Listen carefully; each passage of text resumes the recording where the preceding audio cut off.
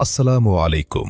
পাগলা মসজিদ কিশোরগঞ্জ জেলা শহরের হারুয়া এলাকায় নরসুন্দা নদীর তীরে প্রায় ২৫০ বছরের পুরনো ঐতিহাসিক পাগলা মসজিদ অবস্থিত। পাগলা মসজিদ বর্তমানে মুসলিম অমুসলিম সকল ধর্মের মানুষের কাছেই একটি বিস্ময়ের নাম। মূলত বিপুল পরিমাণ টাকা, বৈদেশিক মুদ্রা এবং সোনা রূপা দান হিসেবে পাওয়ার জন্য এই মসজিদটি দেশজুড়ে সর্বাধিক আলোচিত। পাগলা মসজিদের ইতিহাস প্রচলিত আছে। পাগলবেশী এক আধ্যাত্মিক সাধক নরসুন্দা নদীর বুকে মাদুরে ভেসে এসে বর্তমান মসজিদের স্থানে অবস্থান নেন। ধীরে ধীরে তাকে ঘিরে ভক্তদের সমাগম হতে থাকে। পরবর্তীতে সেই আধ্যাত্মিক সাধকের মৃত্যুর পর তার কবরের পাশে একটি মসজিদ নির্মাণ করা হয়, যা বর্তমানে পাগলা মসজিদ নামে সুপরিচিত।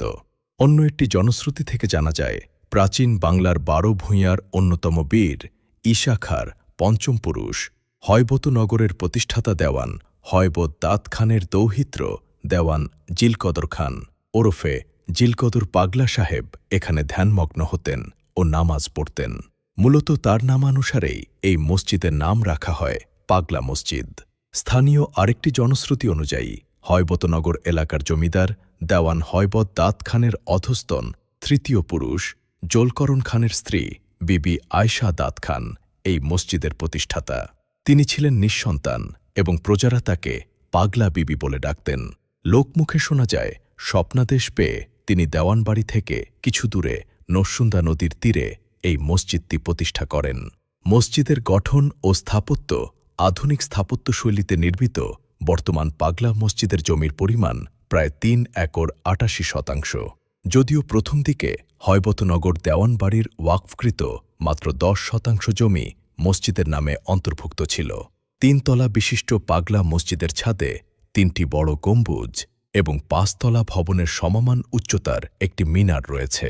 প্রায় সহস্রাধিক মুসল্লির ধারণ ক্ষমতা সম্পন্ন এই মসজিদে নারীদের নামাজ আদায়ের জন্য পৃথক ব্যবস্থা রয়েছে।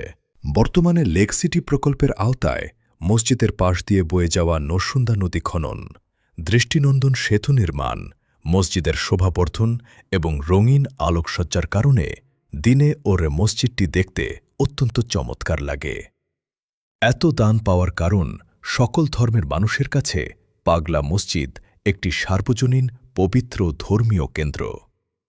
মানুষের মনে গভীর বিশ্বাস রয়েছে যে যদি কেউ একনিষ্ঠ নিয়তে এই মসজিদে দান করে তবে তার মনের বাসনা পূরণ হয়। এই বিশ্বাস থেকেই মানুষ এখানে প্রচুর দান খয়রাত করে থাকে। অনেকেই রোগমুক্তি, উচ্চশিক্ষা কিংবা সন্তান লাভের আশায় এখানে মানত করেন। এখানে শুধু নগদ টাকা পয়সা নয়, বরং স্বর্ণালঙ্কার, হাঁস মুরগি, গবাদি পশু ও বিভিন্ন ধরনের পণ্য সামগ্রীও দান করা হয়। প্রতি ৩ থেকে ৪ মাস পর পর মসজিদের সিন্দুকগুলো খোলা হয় এবং প্রতিবারই আগের চেয়ে বেশি টাকা পাওয়া যায়। দানের টাকা যেভাবে ব্যয় হয়, পাগলা মসজিদের দানের টাকার একটি অংশ মসজিদের ইমাম, জিদের ইমাম, মুয়াজ্জিন ও খাদিমদের বেতন এবং মসজিদের রক্ষণাবেক্ষণে ব্যয় করা হয়। এছাড়া আশেপাশের অনেক মসজিদ ও এতিমখানার উন্নয়নেও এখান থেকে বড় অঙ্কের অর্থ প্রদান করা হয়।